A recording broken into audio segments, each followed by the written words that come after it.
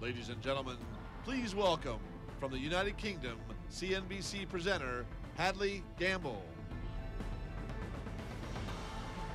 Thank you very much. I want to welcome all of you to this very exciting CNBC debate. We're going to be talking about Egypt's energy equation. We're going to be asking tough questions about whether or not private investors in this country are getting what they need from the government and whether or not they are getting what they need fast enough. But I want to introduce our first guest, Bob Dudley. He's the Group Chief Executive of BP. And we'll be sitting here talking about the new investment that BP has made into Egypt, as well as what that means in terms of the energy equation. Bob.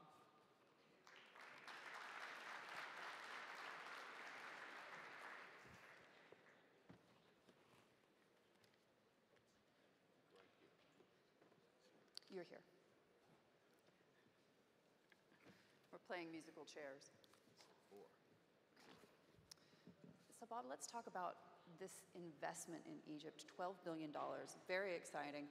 You're expected to add thousands of jobs. You're the largest foreign direct investment in the country. You're clearly buying into the president's plans for Egypt, aren't you? Well, that's right. We've been here for 25 years as a company. We've operated continuously over 25 years, not without a single stop. We have made a decision, not an easy decision, but we made a decision to invest $12 billion in a project to develop gas off the West Nile Delta. And Hadley, it should bring first gas in 2017 and increase the gas production of Egypt by 25 to 30%. And Egypt needs gas, it needs power. And I think the time is absolutely right. When you come to the conference like this, you can almost feel the economic engine of Egypt starting to rev up, and we're very, very, in a humble way, very pleased and proud to be part of that. Talk to me about the energy equation, not just in Egypt, but across the region. Some exciting changes. There's some serious buzz around this idea of a pipeline from Russia via Turkey, and perhaps some positive signs now in Iraq as well. Where are the opportunities here? Well, as the previous panel talked about the importance of Egypt, it really is a linchpin here. Egypt needs gas, it needs energy. It's the largest market in the Middle East. There are many things happening right now. Gas out of the southern corridor, the Caspian to Europe. LNG is moving around, becoming more of a commodity. But for the purposes of today's panel and Egypt really is a linchpin for the Middle East. And if Egypt can't meet its own energy needs and needs to import, it's going to be disadvantaged. And the discovery of these resources is fantastic for the country. Well, I think everybody in this room would like to know your short and medium outlook for the price of oil. Where are we going? Are we going to see 25? Are we going to see 100 again? Well, the world has been, it's a world of luxury. We've been in $100 oil for 3 to 4 years, and quite frankly, the world got used to it. The cost structures were high, the taxation was high. That's an unusual period. We're back into the normal world of volatility of oil and gas prices. We're down now today, as of Friday, $54 Brent, $44 in the United States. This is a huge shock for our industry. Cost structures are going to have to move and change. Taxation is going to have to move and change. It's going to be very painful. And if you look at the transfer of wealth in 1 year, it will be about $1.6 trillion will transfer from oil and gas producing areas to consuming areas. So depending on where you are in the world, this is great. But anything that happens that fast can have unintended consequences. Talk to me a little bit about that volatility, though. I mean, how difficult is it to make long-term investment decisions? Well, the volatility of this means the oil and gas industry and maybe the mining industry are two of the longest wavelength industries in the world. So we've got to make decisions today where there's no revenue for 7, 8, sometimes 10 years, like the West Nile Delta. So you have to make decisions, prioritize on where you think there's confidence that you will get a reasonable rate of return on these big bets, essentially. So many companies, including us, are reducing our capital, shifting activities out in time till we're clearer. But it should be a huge sign for us that we've made the decision this year to commit to this big project in Egypt. And so how do you apply that logic to Egypt specifically? To make you have to have a market, you have to have the resources, but in our business, you have to have the above-ground factors that allow you to make these investments. And we've seen in the last year, and particularly in the last 3 or 4 months, the term that many people use in Egypt, we can see the red tape being cut. So we have gone through some very complex agreements that we believe are secure. The attitude, the flexibility, the negotiations, which have been tough, with many partners and government, have got an outcome that is quite outstanding. And to make that decision in 2015, in a year where we're not doing that in many other places around the world, again, should be a signal about the changed business environment in Egypt. So they say they're open for business, and you believe it. You're here. You don't commit to $12 billion unless you believe it. So I want to ask you. I want to ask you about BP's own fortunes in Russia. Your partner there, Igor Sechin, is highly geared, and there are questions about whether he's going to find financing. You know, in terms of, what's your message to investors about the situation in Russia? Well, BP is nearly 20% shareholder in Rosneft. I'm on the board of Rosneft. I think it is responding like oil companies around the world, reprioritizing its capital spending, reducing it, focusing on what it's good at, its cost structures in rubles as opposed to dollars. So it's cushioned more than people would expect from it. But like many countries, and I'll just name some that I think are going through quite a bit of stress: Russia, Angola, Nigeria, if you're in Calgary in the United States, if you're in the North Sea, these areas are going through a lot of stress because they rely on oil and gas, and Russia is certainly one of those. And the uncertainties created by the tensions between Russia and Europe are most unfortunate, and I'm hoping that clear heads prevail and this situation settles down, because quite frankly, Europe can't afford to do without Russia, and Russia can't afford to do without Europe, most certainly. We have many of our friends from the Gulf states visiting Egypt. They're keen to invest in this country. They're already here as well. What are the message are you getting from them in terms of the oil space? Here or in the Gulf states? In the Gulf states. In the Gulf states. Well, the Gulf states have some of the largest oil fields in the world. There's now more oil in old reservoirs that is yet to be produced through new technology than actually exploring in deep water and new reservoirs. So great resources across the Gulf states. We're a huge investor in Iraq. We provide a lot of needed capital and funds into the treasury there, but of course we're in a business that takes those risks and works in those circumstances. And the Gulf is certainly also a region open for business. Abu Dhabi, Kuwait, Saudi Arabia, Oman, these are just a number of the countries where there's a lot of economic activity. But we don't shy away from that in the oil and gas business. So. Bob Dudley, thank you very much. We're going to move on now and introduce some more of our distinguished panelists. Great, thank you. We're standing. They may or may not be joining us, quite slowly.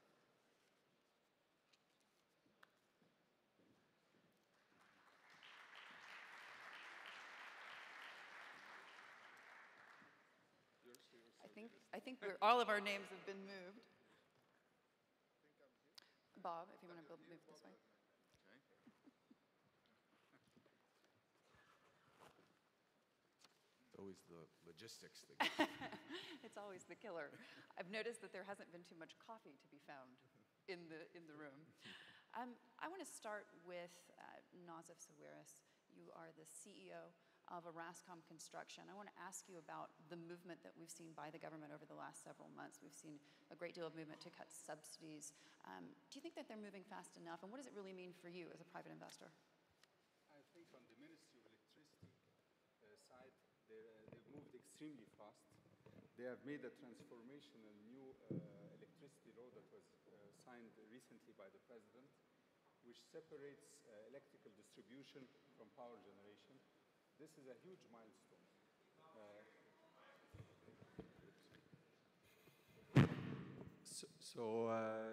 I'm talking about the revolutionary new power sector law that was recently passed by Ministry of Electricity and was signed by the President, I think, 2 weeks ago. So this law finally separates power distribution from power generation, and virtue by this new legislation, you are allowing the private sector to participate in power generation in a much more seamless way for the consumer the consumer's relationship with his power provider has not changed, so he will not see private sector power generation. He'll continue to work with the same entity, but allows for multiple power projects to proceed. And I think you'll see during the course of today, many of those being announced as a result of this new legislative change. On the petroleum side, there hasn't been any legislative changes, but we are promised by the minister that he's about to announce some breakthroughs there that will enable private sector participation in buying directly from the E&P major companies, natural gas and products, and create a sort of a marketplace that is attractive for them to invest and for the industrial users to have a guaranteed source of energy. So they're moving, but are they moving quite fast enough? I think on the side of the Ministry of Petroleum, there hasn't been any legislative change as fast as what the Ministry of Electricity did last week. And that is the next thing that we hope once it will open a lot of investment opportunities, including in receiving terminals for LPG, more imports, more direct contracts. I'm sure BP would love to have multiple buyers rather than one buyer. And Egypt has a unique opportunity is that there's a lot of natural gas that is found in places like Mozambique and all this. Egypt, you do not need to worry about monetizing that gas. You have 100 million people, you have a gas shortage in the power sector, you have 3 LNG trains that are idle right now, so this can be used for re-export to Europe. So that's a great opportunity, and it needs a little bit of legislative changes to really make that proceed. I want to bring in Ahmed Haikal. Ahmed, you're planning on investing millions in natural gas grids. Just in terms of where the country should be going at this point, I mean, shouldn't the country be a net, you shouldn't be a net importer of gas, should they? I mean, how close are we to seeing a change there? Hadley, we are in the middle of a transformation of the energy sector in Egypt. I think the old regime is being changed into something that is being born. And anybody who thinks that the subsidy system that has gotten us to where we are is going to continue, I personally don't think so. If somebody thinks that natural gas can be bought at $8 and sold to consumer at a lower price, I don't think that the Egyptian government can afford that. I don't think it can happen in the power sector, that it costs the government, even in the most efficient of power plants, 7, 8 cents. I don't think that they can sell it at below that. So this system of this subsidy-based system can no longer continue. It is incumbent on us to try and think about what will the future look like. In my view, there are 3 elements of the future. The first one is based on clearing price of energy, meaning that energy is available at a price. What is this price? That we can debate, but it is something that is not acceptable, as far as I'm concerned, to have energy shortages. The second thing is that I think there is going to be substantial investments in upstream oil and gas once there is a clearing price. And the third element is the issue of renewables and how we encourage renewables to the forefront. I think this new system that is being born in front of our eyes will unleash a second and a once-in-a-lifetime investment opportunity in the energy sector in Egypt. Whether it be in LED bulbs, whether it be investment in efficient refineries, whether it be natural gas grids to home on a massive scale, whether it be power investments like what OCI is doing, and many other people are going to announce similar deals. I think there is something that is new that is happening in Egypt, and the amount of investments, the magnitude, the size is going to dwarf anything that the government is going to talk about. I think it is going to be on a massive scale. I think negative interest yields are going to play a significant role. And I think that the future is being shaped now, and I think it's a bright future.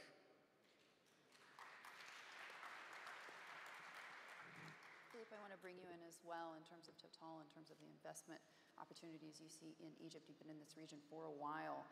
What are you guys looking at right now? Right now, we are present in 3 areas. We are restarting to explore in the east of the Nile Delta. It's still a small operation, hopefully much bigger in the future.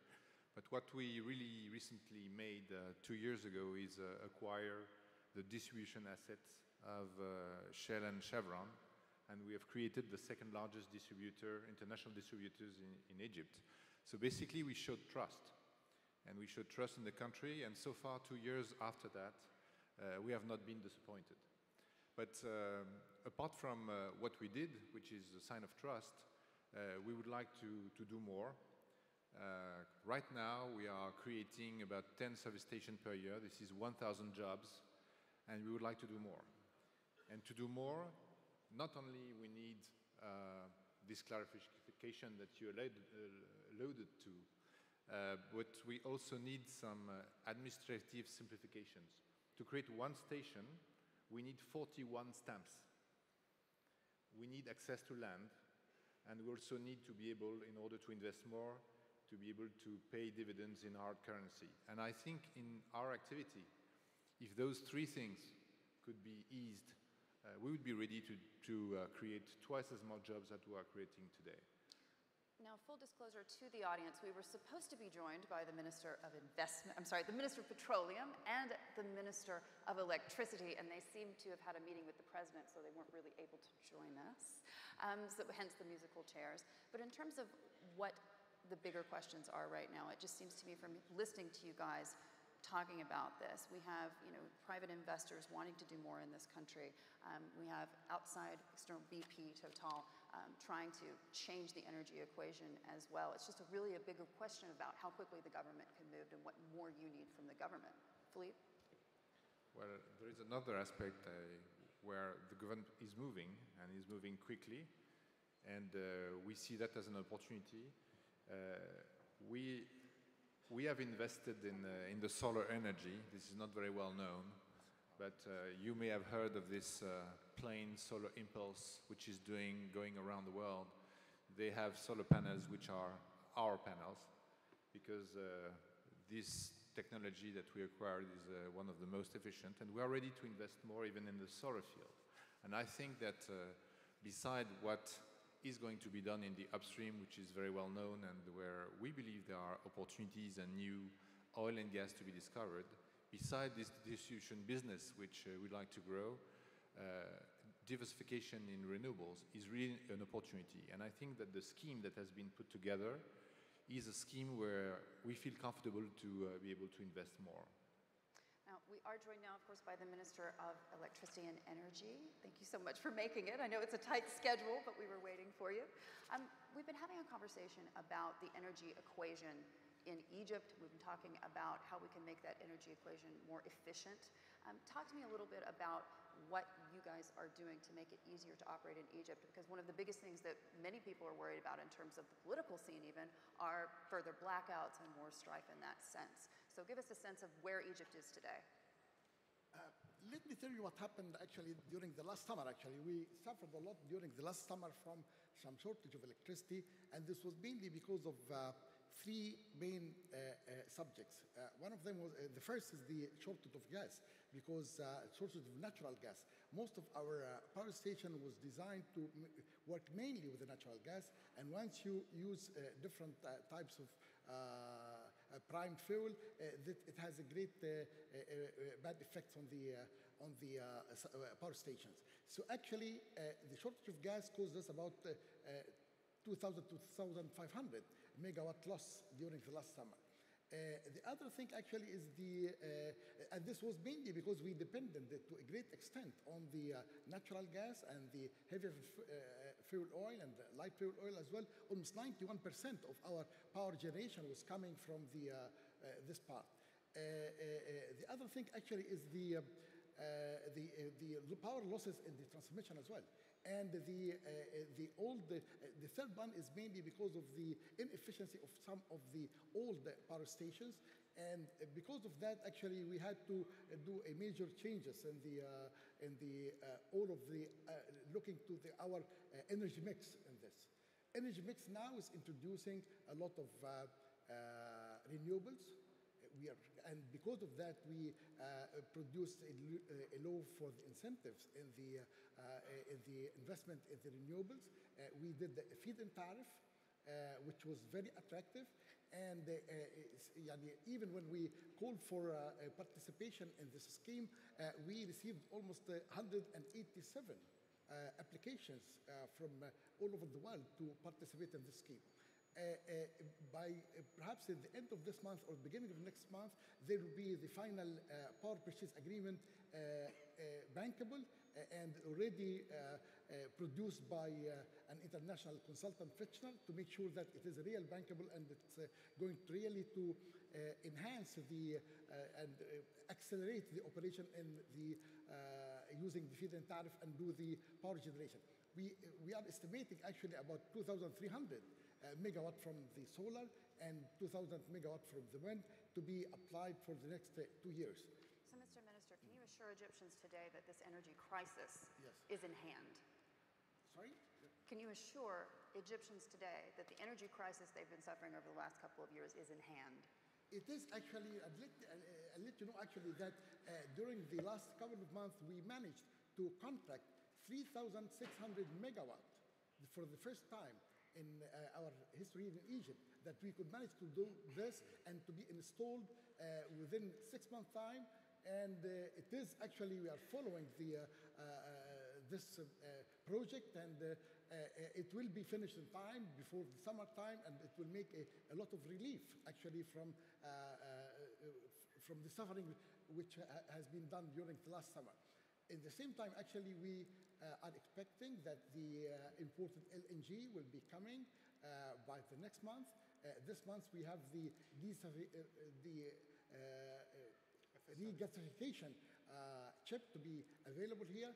And so the security of supply and the presence of the extra power production turbines will be there. So I believe that the situation will be far better than the last summer. Some positive signs there, and bring it back to Nazif. Are we seeing what we need to be seeing from the government's side? I think on the electricity side, as I mentioned before, they have done in 7 months transformation legislative change. They've done everything that could be done. They've moved to a lot of opportunities with the bankability in mind. That's a new mindset that no longer are they demanding a wish list that becomes impossible for bankers to finance. No, they're sitting for the first time with bankers and lenders in mind, and not only the investors. So from the electricity sector, I think, I hope the Minister of Petroleum follows a little bit the roadmap that was done by the electricity in terms of the need for some legislative changes. We cannot stay with the same legislation that was built on and unchanged for many years. And some of the structural changes also, I mean, we have separated the petroleum production sector from the gas sector. That's unprecedented in the world, that you have EGAS and you have EGPC, two different bureaucracies that added to the bureaucracy. I think that should be revisited. Was it a successful experience? BP doesn't operate this way. You produce oil and gas with one organization. That organization has created, I think, is partially responsible for some of the declines, some of the slowness in investment in the gas side. I think there has to be a mechanism to allow, to encourage the oil and gas majors that there is a pent-up demand. Today, a short gas position is a powerful position to be in. There is a lot of natural gas in America. There is a lot of LNG coming in Australia and America later this year. 2 LNG trains in Algeria are being commissioned right now. So this is a great opportunity. And the gas fields in Israel and in Cyprus, we are a few hundred miles away from these gas fields. The no-brainer as the end destination of those huge finds is to connect them by pipeline to our existing short position in Egypt, get the 3 trains of LNG up and running. These 3 trains to rebuild would cost today about $16 to $18 billion in replacement costs and will take 5 years to build. They're ready and waiting for this gas. So some legislative and a bit more of the acceleration of those changes, I think we can have a revolutionary sector, and it will also encourage more investment, just like what BP did. It will encourage others. So what about those resources in Israel and Cyprus? I know that there's been some pushback within the government as to going ahead with that. How close are we? Could we see that happen?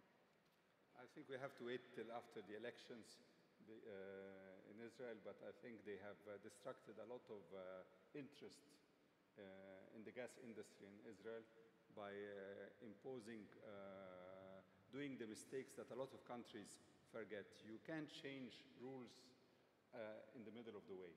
And so I think the next step for Egypt would be actually Cyprus, and Israel will have to wait as the next possible step. But the Cypriot gas, the logical home for Cypriot gas, it's about a couple of hundred miles to 80 miles away from the LNG trains that are in Damietta and in Edku. So connecting those gas fields with Egypt is a no-brainer. It's the most economical solution for Cyprus. They don't need to invest $6 billion to monetize the gas that they found. It's approximately just over $1 billion for the pipeline.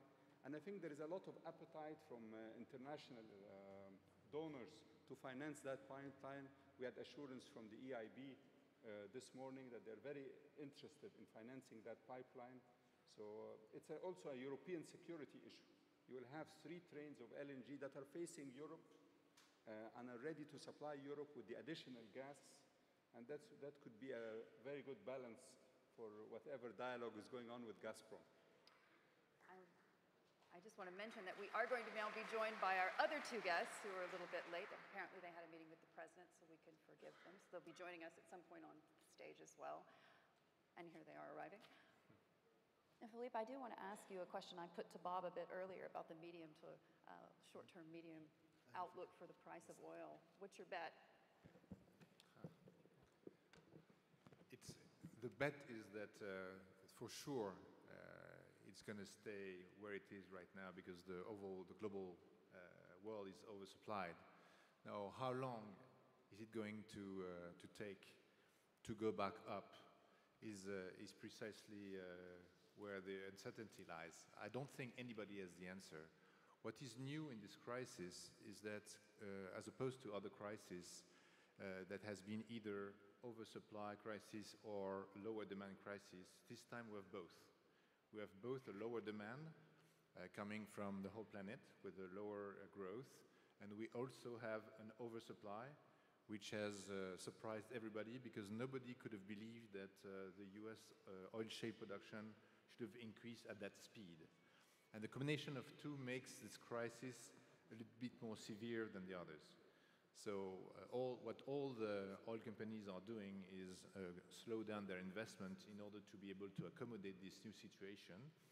And we'll see how long it's going to last. But that's for sure not an easy, it's more difficult than in the previous crisis to go back up. Now, to what price we will see, it will depend how the costs are going to move and how long it's going to take. So it's much more uncertain than all the crises that we have faced before. I want to bring in now the Minister of Petroleum. We've just been hearing from Philippe his outlook for the price of oil. Now, of course, low oil prices are good for Egypt. How does that play into your plans to scrap subsidies by 2019? And are you moving quickly enough, do you think, with the infrastructure development that you need? First, we have a 5-year plan for to address the issue of the subsidy. And the first phase was implemented back in July 2014. Of course, we had an estimate, a preliminary estimate for the subsidy in the fiscal year 2014-2015 for about 40 billion Egyptian pounds. we were able to reduce it with the measures implemented to 100 billion. However, due to the current situation in the international market, we trust that we are going to end this fiscal year with 75 billion Egyptian pounds. But this should not really stop us from continuing working with our plan for the subsidy, because the current situation and the current prices is not sustainable for over 2 years, perhaps. This means that we have to address the issue. We have to continuously monitor the issue of the subsidy and keep an eye on it. On the other hand, talking about the infrastructure, infrastructure starts with the ports. Ports, pipelines, storage, refineries, and even the marketing issues. I trust that we have started to implement new projects in the infrastructure. In this conference, we are offering a number of pipelines as an investment opportunity. We have a project that is working with the private sector in Ain al-Sukhna for a storage of LPG and gas oil. We are upgrading our refineries in Midor, in Alexandria. We are upgrading our refineries in Suez. We're offering even opportunities for investment to upgrade our existing refineries. The reform is not only limited actually to the infrastructure. We would also address the issue of freeing and opening the market, specifically for natural gas. So we have established a shadow regulator, and we should be able to have an independent regulator within 6 months or so. This will free the market. We will have shippers, we will have consumers, we will have upstreamers, and this will help really secure the market and give an opportunity for the investors to work freely and to avail the required quantities of gas for the industry and the power generation. Now, Sami, I want to bring in you as well, because BG, of course, has been operating in Egypt for many years. Talk to me about some of the obstacles that you face. And we're not just talking about repayments here. I mean, we've got several companies in a queue waiting for repayment. Those have begun, but they're not, of course, complete. What are some of the challenges? So I'd like to talk a little bit about our role, and I think it's the role of all the team here on stage in Egypt. I think we're here because we fulfill two roles. Our first role is that of a strategic partner for Egypt. We've been here for a long time. Others have been as well, both private sector as well as companies, IOCs like ourselves. And I think it's important that we fill the role of that strategic partner by showing people here that it was good to invest in Egypt. It has been good, and it will be good. So I guess a message to the people here in the crowd. We have a booth outside. Other companies do too. Please pass by us. We are next to the coffee shop, so you'll hear some good things, but maybe you might get a good coffee as well. Is there coffee in the coffee shop? This is our big question. Close by, anyway. But I think if I would look at the sort of the challenges and the opportunities, because they're two sides of the same coin. I think we start with reform. I think the government has taken really very bold steps, starting steps in reform around the subsidy. His Excellency the Minister touched on it a little bit. This is something that has not been done in Egypt for, well, I'm not going to tell you for how long, because then you'll know my age, but my age and more. I think that's very bold. The tax law, the investment law, these are all excellent initiatives, I think. I think we would be looking, and investors would be looking at what next and pace. So how are these subsidy reforms going to continue? And maybe a challenge, not maybe a challenge, but something that I think the Minister, we speak about it often, is the idea of direct sales between producers and consumers. I think this is very, very important. It will slow or remove time from development, which is really one of the challenges facing Egypt today. And I think that's something that needs to come in the next, fast in the next stages of reform. I'll talk about investment. We've been a bit long-term investor in Egypt, 25 years, $14 billion. Tomorrow we'll sign with His Excellency the Minister the next stages of our development, so we'll be investing another $4 billion in Egypt in the coming 2 years, which I think will help, again, increase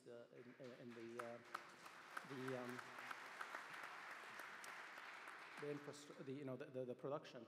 But again, one of the maybe obstacles or challenges, I would say, is a revision of the gas price. I think we need to attract more investors to Egypt. It's not just the BPs, the BGs, the ENIs, and the companies that are here, other investors too. They would be investing in Egypt as opposed to other places in the world. We need a return and a revision of the gas price, and I know, again, His Excellency the Minister is working on that.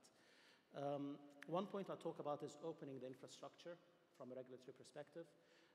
We've worked in BG, we built actually an infrastructure that is it's the size of, for those of you who know Alexandria, it's 3 times the size of Alexandria. For those of you who don't know Alexandria, we built a pipeline from here to Athens, just kind of rather big. By the way, you should know Alexandria maybe, but it's quite a big infrastructure, and we've opened that to BP, to other operators, and that facilitates or speeds up the development. I think one angle we need to work on together is opening this infrastructure or thinking of Egypt as a regional hub. How can we open the infrastructure to gas discovered in other parts of the Mediterranean, outside the Egyptian borders, and bring those benefits to Egypt? I mean, it needs a bit of regulation. And then one last point, which I think is quite important, is demand. You know, the issue of energy, increased supply, lower demand, you know, kind of basic. I think in Egypt we really need to do an effort on rationalizing the consumption of the resource. It is cheap. You can say subsidy will help that, but we're in places like this. You know, the air conditioning is going full blast. We can all afford to get it a little bit lower. We can all afford to conserve. We can all afford to learn from the Japanese experience post Fukushima. So really 4 points around reform, around investment, around the infrastructure, and around the rationalizing of demand. I think there are opportunities and challenges that we need to address. And on that note, I'm so afraid we're going to have to leave it there, gentlemen. I'm being rushed to another interview, unfortunately. I want to thank everyone for joining us on this very special CNBC debate on the Egyptian energy equation. And I want to thank our distinguished panelists for joining us as well. Much appreciated.